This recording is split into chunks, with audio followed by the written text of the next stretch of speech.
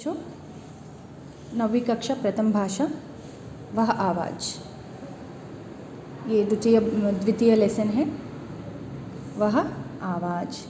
विष्णु प्रभाकर हिंदी के प्रतिष्ठित नाटककार व कहानीकार हैं। इनके अतिरिक्त उन्होंने अपनी जीवनी लघुकथा साहित्य में भी अपनी प्रतिभा का परिचय दिया है। इनकी पहली लघुकथा सार्थकता मुंशी प्रेमचंद द्वारा संस्थापित संपादित हंस पत्रिका में जनवरी 1939 के अंक में प्रकाशित हुई थी। इनके अब तक जीवन पराग, आपकी कृपा है और कौन जीता कौन हारा नामक 3 लघुकथा संग्रह प्रकाशित हो चुके हैं। इन तीनों ही संग्रहों में लघुकथाएं और बोध कथाएं दोनों साथ साथ रखी गई हैं। इनकी कहानियों में मनुष्य के बीच बनाई गई सीमाओं पर सहज व्यंग किया गया है। इनकी कुछ रचनाएं भावात्मक धरातल पर आकर सांप्रदायिक भेदभाव को भुलाने की प्रेरणा देते हैं। विष्णु प्रभाकर की सन 1963 के बाद लिखी लघु कथाएं मुख्य रूप से मानवीय संवेदनाओं की रचनाएं हैं। इन्होंने द्वंद्व के माध्यम से छिपे शुभ और सुंदर तत्वों को उभारने का कलात्मक प्रयास किया है। इन रचनाओं की ताकत इनकी सजग सरलता व सहजता में है। यानी विष्णु प्रभाकर जी एक प्रतिष्ठित नाटककार है। इन्होंने कई उपन्यास लिखे हैं। इन्हें साहित्य अकादमी का भी पुरस्कार मिला है। इनकी जो पत्रिका है, जो सार्थकता मुंशी प्रेमचंद की हंस पत्रिका जो है 1939 में छपी थी। लघु संग्रह यानी इन्होंने जो जीवन पराग, आपकी कृपा है और कौन जीता कौन हारा, ये इनकी लघु कथाएँ हैं। इन्होंने कई प्रकार की कहानियाँ लिखी हैं, जैसे कि मनुष्यों के बीच में की दूरी कैसे सहज है, इस बारे में लिखा है। और कई प्रकार की रचनाएं सांप्रदायिक भेदभाव को भुलाने की प्रेरणा भी देने के माध्यम से भी लिखी हैं। कई प्रकार की रचनाएं जैसे सजगता, सरलता व सहजता के लिए प्रसिद्ध हैं। ये कहानी जो इन्होंने लिखी है ये विष्णु प्रभाकर जी हैं। अब हम आगे बढ़ते हैं। यहाँ पर चित्र देखिए, इस बारे में देखिए। प्रस्तावन प्रसंग।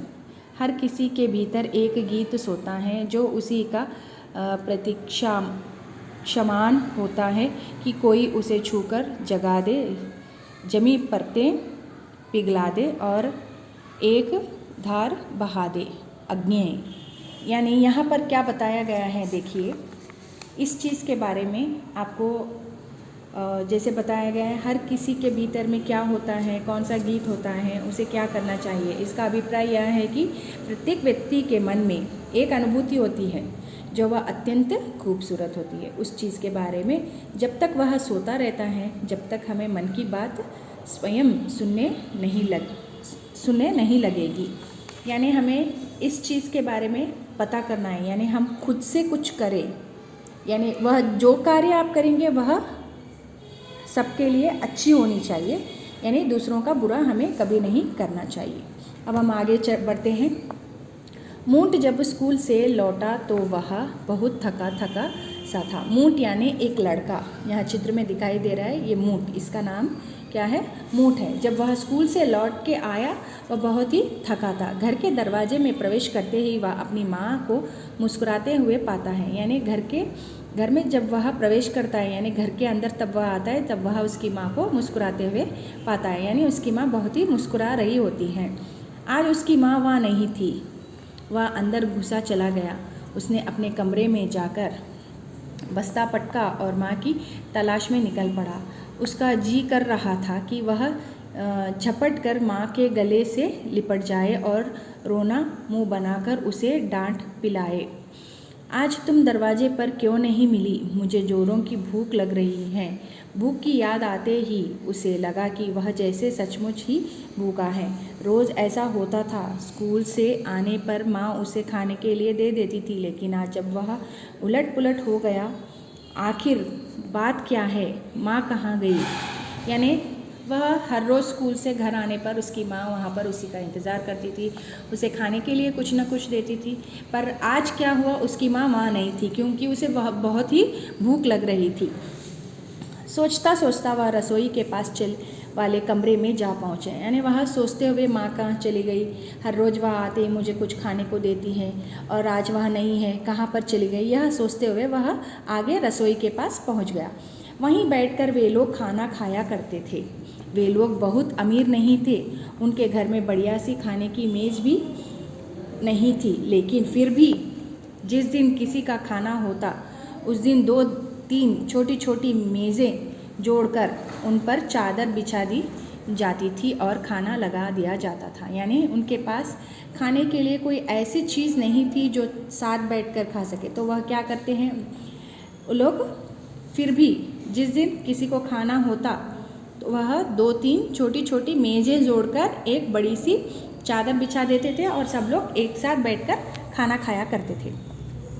अचरज में मूठ ने देखा कि, अचरज यानी अनफॉर्चुनेट, अचानक ही वह देखा कि आज भी सब कुछ उसी तरह लगा हुआ है, ज़रूर कोई खाने पर आने वाला होगा। यानी वह क्या सोचने लगा, मूठ घर पर कोई खाने को आने वाला है शायद बोलकर सोचने लगा। तब तो बड़ा अच्छा बढ़िया बढ़िया चीज़ें खाने को मिलेगी। यह सोचते सोचते उसकी निगाह मेज पर गई। उस पर सजा था खाने का सामान, सेब, चीकू, संतरे, रसगुल्ले, दाल बीजी इत्यादि इत्यादि। यानी कई प्रकार की चीज़ें पकाई गई थी जो वहाँ पर मेज पर रखी हुई थी। उसने सोचा माँ ज़रूर रसोई घर में समोसे बना रही होगी। यानी मूठ, यह लड़का क्या सोचने लगा कि उसकी माँ रसोई घर में समोसे बना रही होगी।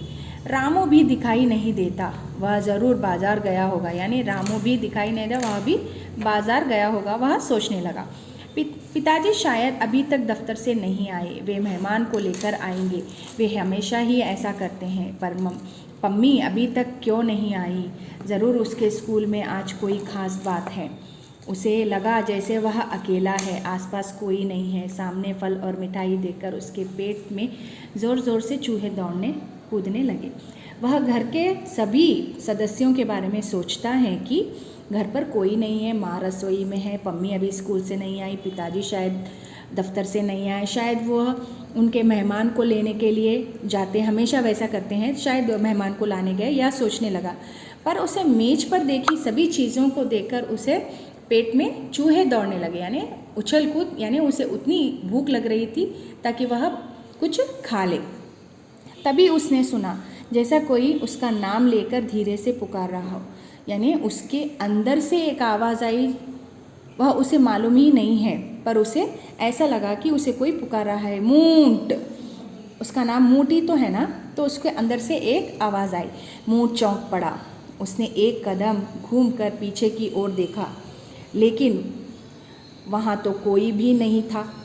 तब तक वह मेज के बिल्कुल पास आ पहुँचा।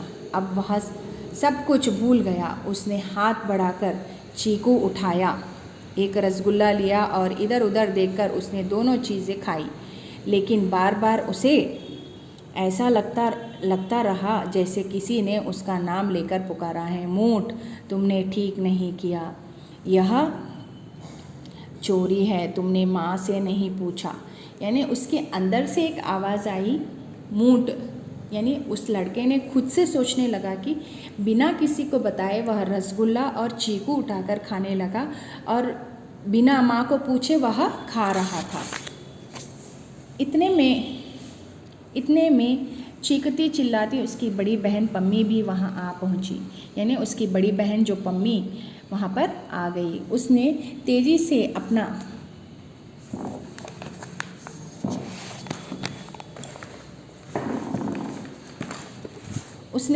से अपना बस्ता पटका और बोली, अरे मूठ भैया, जानते हो आज हमारे स्कूल में क्या हुआ? मूठ ने उसकी बात पर ध्यान नहीं दिया। यानी पम्मी उसके स्कूल में जो बातें हुई वह बताने जा रही थी, पर मूठ ने उसे ध्यान नहीं दिया। वह अपने में खोया रहा। पम्मी ने यह देखकर पूछा, अरे मूठ भैया, तुम ऐसे उदास क्यों बैठे हो? मम्मी कहाँ है? यानी पम्मी भी मूठ को ही पूछने लगी कि तुम ऐसे उदास क्यों बैठे हो और माँ कहाँ है?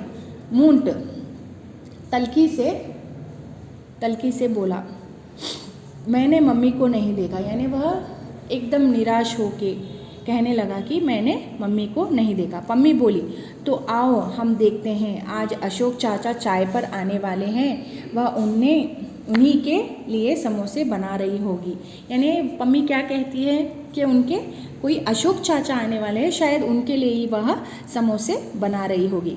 यह कहती हुई पम्मी रसोई की ओर भागी। मूट उसके पीछे चला। यानी दोनों उसकी माँ की तलाश में वहाँ पहुँच गए। माँ रसोई घर में नहीं थी। दोनों बच्चे निराश होकर लौट रहे थे। तभी उन्होंने माँ को आते हुए देखकर वह मुस्कुराई और बोली।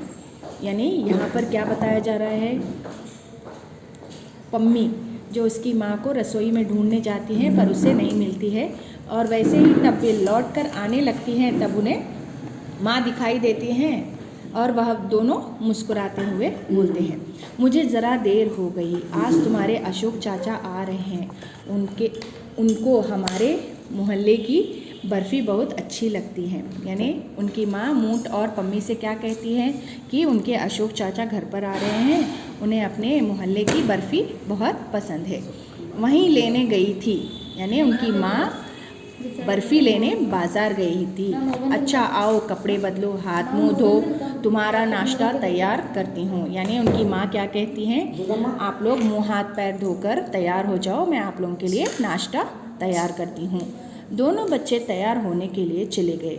पम्मी ज़ोर ज़ोर से कहानी पर कहानी सुनाती रही, लेकिन मूट बराबर कुछ सोचता रहा। यानी उसकी बहन जो पम्मी है वह कई प्रकार की कहानियाँ बताती रहती हैं, पर मूट उस पर ध्यान नहीं दे रहा था। बराबर कहीं खोया रहा। वह कहने लगी पर वह ध्यान दे रहा ही नहीं था। मूट हर बार कुछ न कुछ सोच रहा था। उसने अपने कपड़े बजाय खूंटी पर टंगाने के एक कोने में फेंक दिए। यानी मूट क्या करता है, स्कूल से आने के पश्चात वह अपने कपड़े उतारकर एक जगह पर रखने के बजाय एक कोने में फेंक देता है। हाथ मुंह धोते समय 2 बार लोटा उसके हाथ से छूटकर गिरा। वह मुंह धोते समय उसके हाथ से लोटा भी छूटकर गिर गया। यहाँ तक कि चाचा के आने पर भी उसकी उदासी दूर नहीं हुई। यानी वह क्या सोच रहा था जो हर बार उदास ही रह रहा था, और उसे समझ या नहीं आ रहा थी वह उदास क्यों है। उसे खुश करने के लिए चाचा ने गीत सुनाए, किंतु वह नहीं हंसा। उसे हंसाने के लिए उसके चाचा उसे कई प्रकार के गीत सुनाए, हर चीज़ किया, पर वह खुश ही ना रहा। उस रात उसने एक सपना देखा। चीकू और रसगुल्ला उसके पेट में कूद रहे थे और कह रहे हैं, मूट तुमने हमें अपनी मम्मी से बिना पूछे खाया था। यानी वह एक प्रकार का पश्चाताप कर रहा था, जो उसकी माँ को बिना पूछे ही एक चीकू और रसगुल्ला खाया। वह पेट में उससे कहने लगे कि तुमने बिना बताए ही रसगुल्ला और चीकू खाया, तुमने ठीक काम नहीं किया। उसकी अंतरात्मा यह कह रही थी कि बिना बताए वह उसे खाया है। वह सवेरे उठा, किंतु वह अब भी प्रसन्न नहीं था। उस दिन उसने स्कूल का काम भी मम्मी से ही कराया। स्कूल में सबसे पहला पीरियड गणित का था। आज उसके सारे सवाल ठीक थे। अध्यापक ने प्रसन्न होकर उसकी पीठ थपथपाई और कहा, मूट तुम होशियार होते जा रहे हो, इस तरह मेहनत करोगे तो क्लास में फर्स्ट आओगे। स्कूल जाने के पश्चात पहला पीरियड जो था वह गणित का था, यानी मैथ्स। गणित यानी मैथ्स। जब बच्चा पूरे जो गणित के प्रश्न थे सब सही किए थे तो उसे मास्टर जी ने उसे शाबाशी दी, पर वह वहाँ पर भी खुश न था। मूट ने अध्यापक की बात सुनी, वह चुपचाप रहा। उसे लगा जैसे किसी ने उसे पुकारा है, मूट तुमने फिर गलत काम किया। यानी उसकी अंतरात्मा बार बार उसे यह कह रही थी कि वह कुछ गलत कर रहा है। मूट चौंक पड़ा, लेकिन जितना ही वह चौंकता आवाज़ उतनी ही तेज होती। उसने साफ साफ सुना, आवाज़ कहाँ कह रही थी, मूट तुमने ठीक काम नहीं किया। सवाल तुमने अपने आप नहीं किए हैं, अपनी मम्मी से कराए हैं। यानी उसके मन में एक बात यह आ रही थी कि जो कुछ भी वह कार्य यानी जो भी स्कूल में होमवर्क वगैरह दिया जाता था वह अपनी मम्मी से कराता था। इस चीज़ के लिए भी उसके मन से एक आवाज़ आई कि जो कुछ काम तुमने किया है वह अपनी माँ से कराया है, यह भी गलत है। मूट ने सोचा, आखिर ये आवाज़ कहाँ से आती है? क्या मेरे अंदर से आती है? क्या रात के सपने की तरह सवाल भी मेरे पेट से बैठे हुए बोल रहे हैं? मूट को लगा जैसे उसे पसीना आ रहा है। वह मशीन की तरह सीट में से उठा और अध्यापक जी की मेज के पास आ गया। वह धीरे से बोला, सर, मैं आपको एक बात बताना भूल गया था। अध्यापक ने पूछा, क्या बात? मूट ने धीरे से कहा, सर, ये सवाल मैंने नहीं, मेरी मम्मी ने किए थे। यानी वह क्या कहने लगा, जो सवाल, जो प्रश्न और उत्तर जो भी दिए गए हैं मास्टर जी ने, उसके जो भी जवाब थे वह उसने नहीं किया बल्कि उसकी माँ ने किए हैं। यह बात वह जाकर मास्टर जी से कह दिया है। अध्यापक ने मूट को ऊपर से नीचे तक देखा, फिर उसकी आँखों में झांका और मुस्कुराकर बोले, तो क्या हुआ? आज तुमने अपनी मम्मी से पूछकर किए हैं तो कल अपने आप कर लोगे। मुझे खुशी है कि तुमने सच बात बता दी। मास्टर जी उससे क्या कहते हैं, जो कुछ भी तुमने किया ठीक किया। आज जो सवाल के जवाब आपकी मम्मी ने किए हैं कल आप खुद से ही करोगे। मूट को लगा जैसे कि एक ही क्षण में सब कुछ पलट गया है। वह बिल्कुल हल्का हो गया। मास्टर जी को कुछ पढ़ा रहे हैं, अब सब उसे बहुत अच्छी तरह समझ आ रहा है। उसे बहुत खुशी हुई। वह दिन भर प्रसन्न रहा, लेकिन बीच बीच में मिठाई की बात उसे याद आती रही। जब वह मास्टर जी से उसकी गलती का जो प्रायश्चित करता है उसे बहुत ही हल्का महसूस होता है। यानी हृदय पे एक भार जैसा था जो वह मास्टर जी से कहते ही उसे हल्का महसूस होने लगा। पर उसे हर बार एक बात ध्यान में बार बार जो आ रही थी वो है रसगुल्ला और चीकू के बारे में की बात। छुट्टी मिलने पर वह सदा की तरह भागता हुआ घर आया। देखा माँ दरवाजे पर खड़ी मुस्कुरा रही हैं।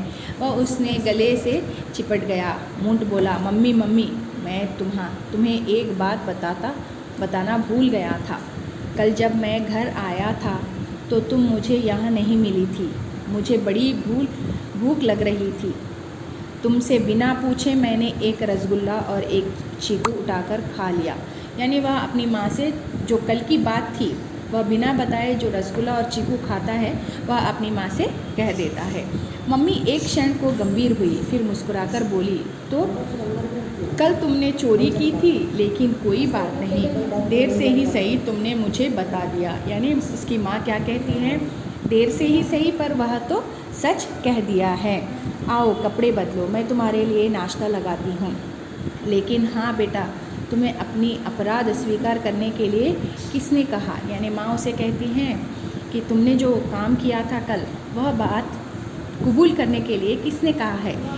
इतनी अच्छी बातें किसने कहा? मूठ ठिक्का फिर बोला, पता नहीं मम्मी, तब से बराबर कोई मुझसे कह रहा है मूठ तुमने गलती की है। असल में मम्मी, वह चीकू और रसगुल्ला मेरे पेट में बैठे बैठे बोल रहे हैं। सपने में मैंने उन्हें ही देखा था। मम्मी का चेहरा खिल उठा। वह बोली, मूठ, यह तुम्हारी अपनी ही आवाज़ है। जब कोई बुरा काम करता है तो वह आवाज़ तुरंत उसे चेता देती है। यानी मन में अगर कोई आप गलत काम करें तो उसे चेतावनी यह देती है कि तुम यह काम गलत कर रहे हो या नहीं करना चाहिए। हमें अंतरात्मा की बात सुनना चाहिए। मूठ बोला, मम्मी, मैंने अध्यापक से भी कह दिया कि आज ये सवाल मेरी मम्मी ने किए हैं, मैंने नहीं। वे बहुत खुश हुई। यह सुनते ही दोनों हाथ आगे बढ़ाकर मम्मी ने मूठ को अपनी छाती पर में भर लिया। फिर उसके गालों को बार बार चूमती हुई बोली, तुम बहुत अच्छे हो, बहुत ही भोले और सच्चे हो। यानी माँ क्या कहती है, तुम बहुत ही अच्छे बच्चे हो, जो गलती करते हो उसे स्वीकार कर लेते हो। हमें भी यह सीखना चाहिए।